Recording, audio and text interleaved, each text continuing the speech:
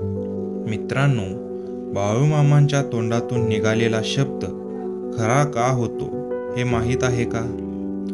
ही घटना त्यावेळची आहे. त्यावेळी संत बाळूमामा 16 वर्षाचे होते. तेव्हा ते आपल्या मेंढ्या चरवण्यासाठी शेतात गेले होते. बाळूमामा मेंढ्या चरवत असताना त्याच दरम्यान तेथे 2 साधू फिरत होते. तेव्हा त्यांना तिथे मेंढ्या चरवत असलेले बाळूमामा दिसले.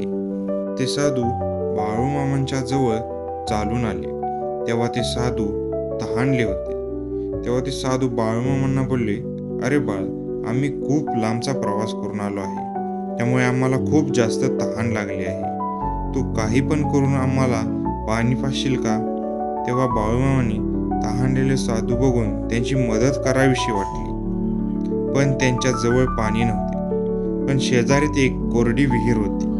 त्यामध्ये थोडे पाणी बाळूमामांना दिसले. त्यावेळी पुढचा मागचा विचार कोणताही न करता बाळूमामा त्या साधूंना मदत करायची म्हणून शेजारीच असलेल्या कोरड्या विहिरीत ते उतरले आणि खोल असलेल्या विहिरीच्या तळपाशी जाऊन एक मडके भरून आणले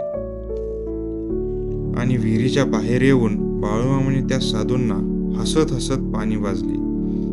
त्यामुळे साधू एकदम प्रसन्न झाले आणि खुश झाले. साधू समाधानी झाले. त्या साधूंना आश्चर्य वाटले. आपल्या एका शब्दासाठी ह्या मुलाने कोणताही विचार न करता पाणी पाजले. त्यामुळे त्या दोन्ही साधूंनी प्रसन्न होऊन बाळूमामांना आशीर्वाद दिला, "तुझ्या तोंडून निघालेला कोणताही शब्द तो खरा होईल."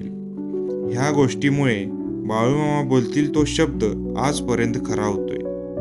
तुम्हाला बाळूमामांची ही गोष्ट आवडली असेल तर व्हिडिओला नक्की लाईक करा, सबस्क्राईब करा आणि व्हिडिओ शेअर करा. धन्यवाद.